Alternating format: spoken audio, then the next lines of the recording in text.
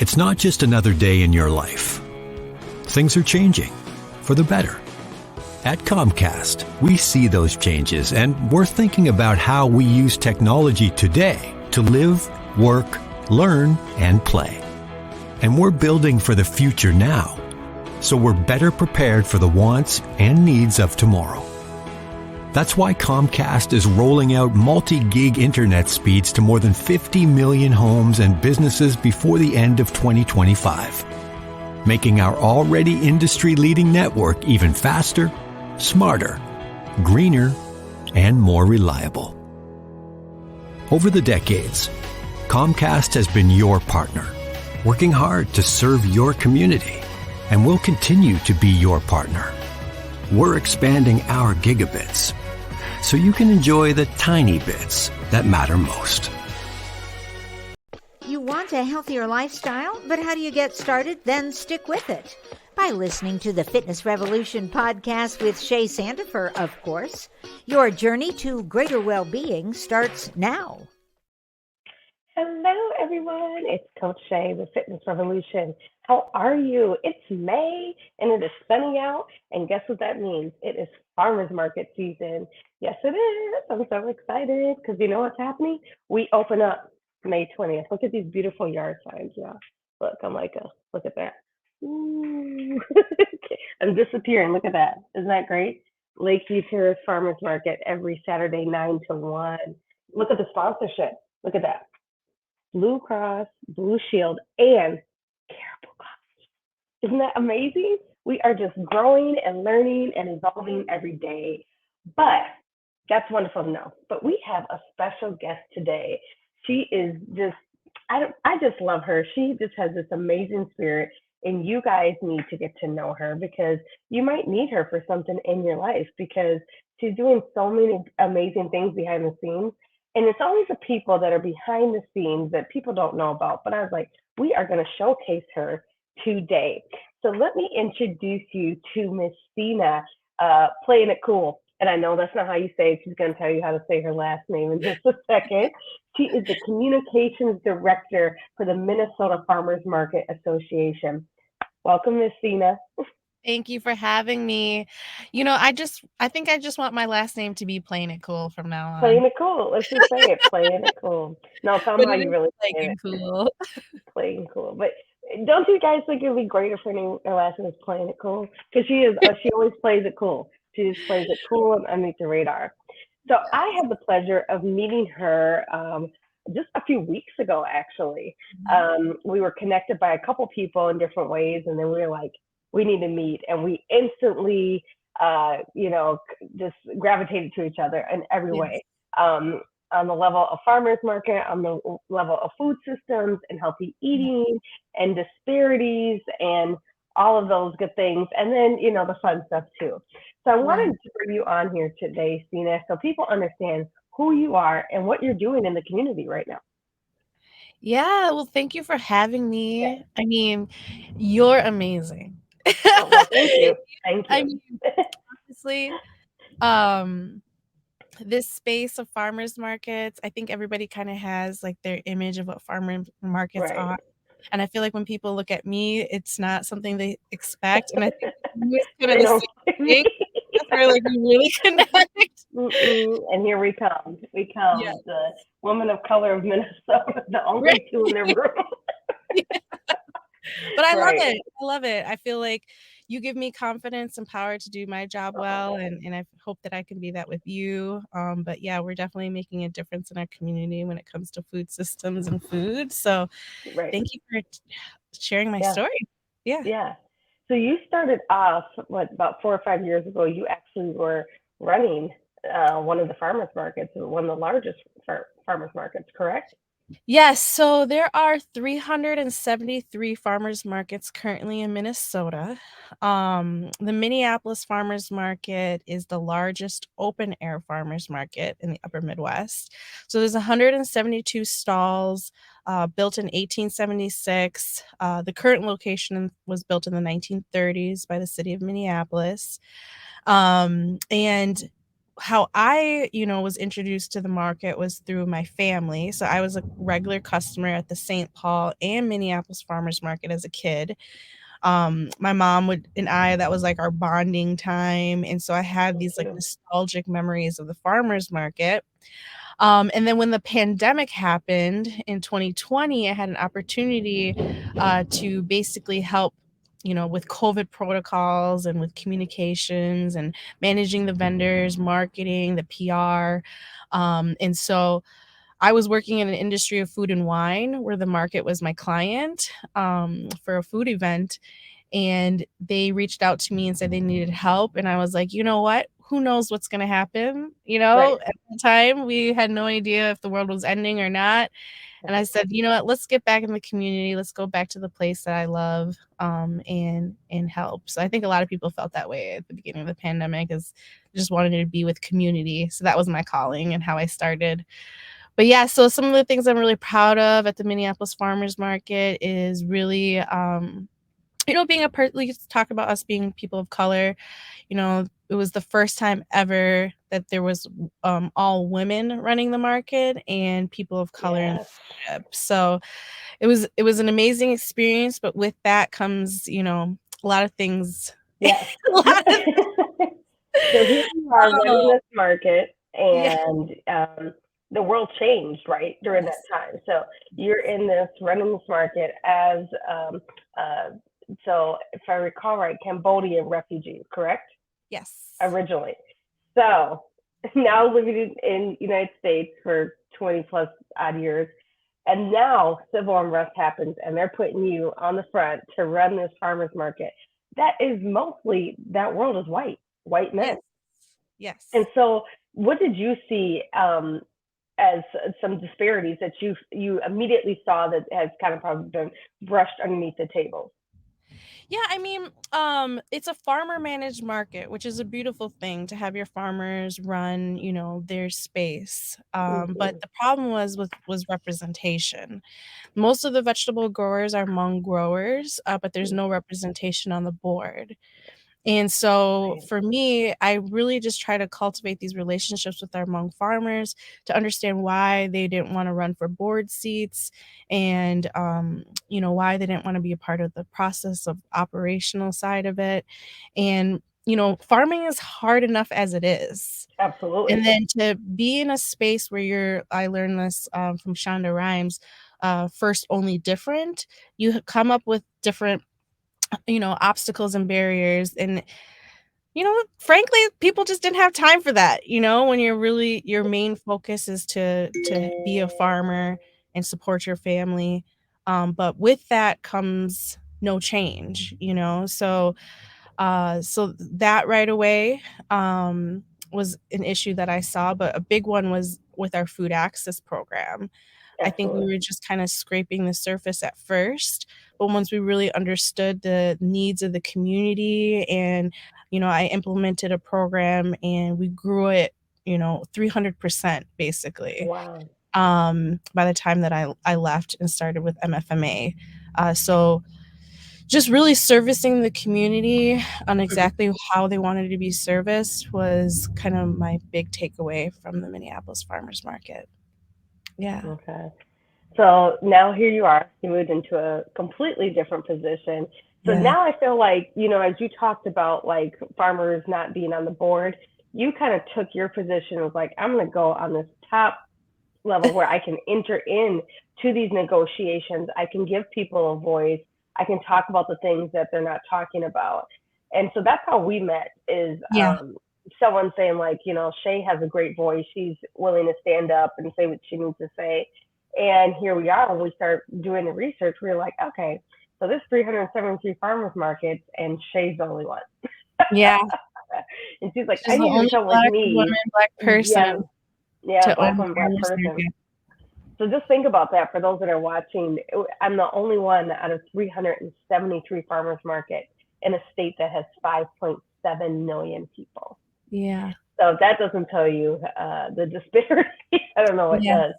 But I think together, as we are looking at this as long term, right, not the one off for this year, and doing our research and understanding what we need to do and go to that higher level, go to the Capitol, speak to those senators and those representatives. I think that's what's going to make a change, right? That's going to be the revolution of Yeah. how farming is looking, because it's not just for the farmers, it's for the vendors too that are selling their products and trying to be in these outdoor spaces for 5, 6 months. We don't have all year round, right? Mhm. And so, what do you think, just so far since you've been in this position, have you seen a change in? Yeah, I mean, I still feel very new. I Mm-hmm. started in January of this year, and, working on the streets of Minneapolis with farmers in person, and vendors, to now being in almost this political space with the legislative session. It's everything feels crazy to me. Everything Yeah. feels like a culture shock to me, if that makes sense. Oh, yeah. Um, I feel you. and so I think a lot of times, um, it feels like middle school or high school again, where I kinda when I'm in a new space, I kinda try to look that to see if someone else is kinda like me and just Right. kinda gravitate towards them and try to get through this together. Um, and so but what I'm seeing now too is at this time, even though I might be the only person in the room that is a person of color or the only woman in the room, I think there's a lot more people within the space that are willing to advocate for me, being, Right. and hear me out, because I have a lot of ideas. Definitely an idea person, and I'm a straight You to the are. point type person, and it's really hard for me not to be very honest with how I feel. Yeah. And when I know that there are other people in the room who are supporting my thoughts, and that's why I work with MFMAs, because of Kathy Zeman, who is the executive director, because she Yeah. is exactly like that. She does not change for a room. She is an organic farmer, the leader of this organization, and so I see her as an example. And I love that. even though she is a white woman, it's not common to have people like her or a woman like her in that space. So we Yeah. kind of, even though our, what we're going through and our barriers are a little bit different, Hmm. see commonality in certain things, and it makes me more confident to be myself and to do my job the way I feel like I can do it. I think that's wonderful. I Yeah. think it's wonderful, and you're definitely representing the farmers. I felt like yesterday we were able to go to the Capitol Yeah. together and testify behind farmers and farmers market. And I posted that I felt like I represented for everyone that doesn't have a voice. As Yeah. we were just there, 2 weeks prior, I noticed that when even the farmers, they feel like they don't have a voice, right? Even if they Yeah. are white male, because Mhm. they maybe don't have the education, or they've been out in the fields for 30, 40 years. Where Yeah. we're coming from, a different place. We're coming from that, Mhm. very new with our yellow earrings and our bright colors and our nails did, and we're coming with the education Right. piece. And we're not what they're expecting, right? But they're No. listening. And I definitely feel they're listening. Um, because just from the people you've introduced me to, they've already reached out. Like, let's connect. Let's see what you're Yes. doing. And I think the biggest statement when I went back and looked about the work you and I are trying to do here was when, I said, I've been doing this by myself. And I just said, I need help. And Yeah. a lot of people need help. We need to make sure that these vendors and these farmers have places to be able to, uh, display what their product is, and also not feel nervous and scared that there's never any money for that. Yeah. And I felt heard, and you probably do. I felt you were heard. Like, there was a good energy in the room, and I think that's probably the first time they had seen a black and Asian woman like representing like that. You could Yeah. tell there, it was all eyes. Like, what are they saying? Is there any questions? No, there's no questions. We were very black and white. We kept it. Y'all heard what we said. We didn't say it Yes. loud so we could say it small. We said it exactly how we said. But what I Absolutely. think is the change that can happen. And so now we're offering a venture this weekend, you guys. So we Yes. are heading to San Diego, to one of the largest farmers markets, correct? Um, Yes, it's a pretty big market, mhm. and, it's, really interesting because I've been just so indulged in the Midwest, Right, and right. so Me going too. out to California, it's very inspiring to see. It's just because you work in a space and you see the farmers. It's a different type of farming climate out there, so the Exactly. produce is different, but also the type of businesses that are represented and cultures. It's a reflection of the community.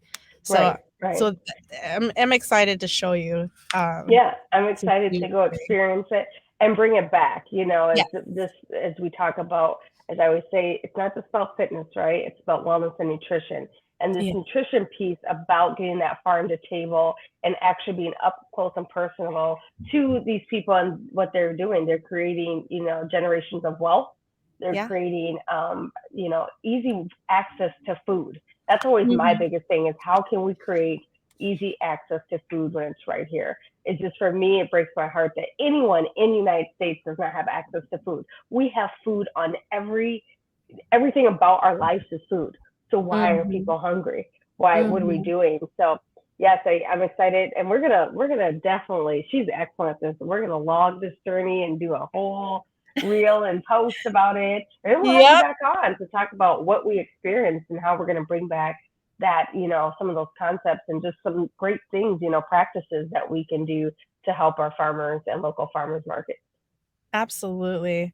Yeah, everybody knows that I'm the communications director for Minnesota Farmers Yes. Market Association because 'cause I'm the first to have my camera out taking The photos camera's out. She is posting. She does unapologetically. reels.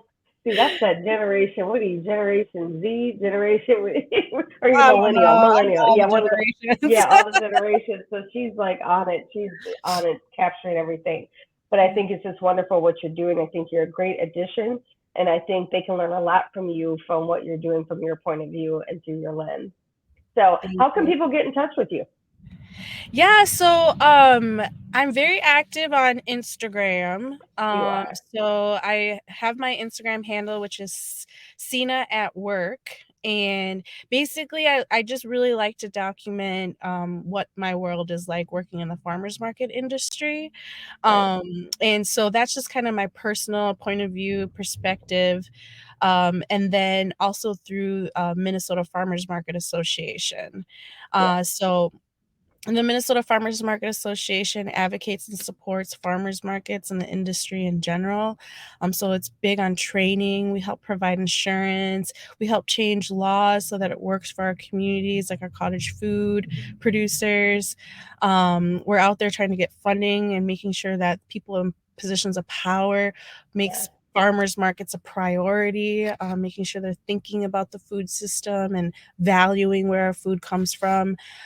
So all of that kind of goes under the Minnesota Farmers Market Association. But me personally, I'm a food access advocate. So it's huge. I was the kid in school that got free lunch. And if, things didn't pan out, I got the powdered milk, or if food was being donated to us, it was food that wasn't culturally appropriate. Like we didn't eat, Right. mac and cheese out of a box at my house. Like we had No, rice. I'm Cambodian. no, that's Yeah. just wrong. It's just wrong. Yeah. Well, I love everything you're doing. Thank you so much for joining me today. I'm so excited for our trip and for us I'm to come so back and excited. tell you guys and just learn more about this food access and everything that is revolving and growing, right? I mean, you Absolutely. are the new face of what food and access and healing looks Yes. like, right? Yes, So, as absolutely. always, thank you for joining. Thank you for those that are listening, watching. As always, inhale the positive, exhale the negative. Remember, the farmers market starts May 20th, 9 a.m. I am teaching the first fitness class. I'm going to remind y'all every week till then. So, Yeah. remember that. And I'll be there too. Yes. So, keep doing everything you're doing. And as always, thank you for joining. I'm Coach Shay with Fitness Revolution. Bye bye. Check back next week for more on living your healthier lifestyle and share previous episodes of Shay's podcast with your friends. Log on to ShalettaMakesMeLaugh.com. Hi, I'm Shaletta Brundage. I'm a media personality, podcaster, and a business owner. But my most important role is mom. 3 of my beautiful kids have been diagnosed with autism spectrum disorder. When I didn't know who to trust or where to turn, I found ACRA. ACRA provides home care services to families all over Minnesota. The care is not one size fits all. They know each one of my kids is unique. They listen to what resources we needed and what's best for our family. I've seen my kids grow and thrive with ACRA's in-home care. While autism is the most common diagnosis among ACRA clients, ACRA offers personalized in-home care services for people with disabilities, chronic illnesses, behavioral diagnosis, and mental illness. They work with children, adolescents, and older folks too. Find out more about ACRA at their website, acrahomecare.org. ACRA helps me provide my kids with a better quality of life. They can do it for your family too. When I walked across that stage at my high school graduation, I was excited, but confused about my next step. Then I walked through the doors at Doherty Family College. Doherty Family College is part of the University of St. Thomas. It's a 2-year college that lets you earn an associate's degree and puts you on a path to your bachelor's degree. Classes are small, so I have a personal relationship with professors committed to my success. Like the name says, they treat us like family. They call us scholars because they believe we could do anything we put our minds to. They set us up for excellence with free tutoring, and that's not the only thing that's free. Laptops, books, even breakfast and lunch, and bus fare. That's part of the package here at Doherty Family College. It's even free to apply. So do like I did. Go to dfc.stthomas.edu and set up a tour. We'd be excited to welcome you to our family here at Doherty Family College. You know Shaletta makes you laugh, but did you know Shaletta Brundage can also make you think and boost your business? Media personality, activist, and comedian Shaletta Brundage founded Shaletta Makes Me Laugh to celebrate and share the best of Black culture. It's a podcasting platform. You can download 10 weekly podcasts hosted by African-American subject experts at ShalettaMakesMeLaugh.com or wherever you find your favorite podcasts. ShalettaMakesMeLaugh.com is also a production house, creating broadcast quality commercial content. And Shaletta and her team of storytellers create powerful promotional campaigns to get businesses the brand awareness they're looking for. Some of Minnesota's top businesses trust Shaletta, and you can too. Get out the word about your events and products and get in front of communities of color with ShalettaMakesMeLaugh.com. She's got the power to help your business.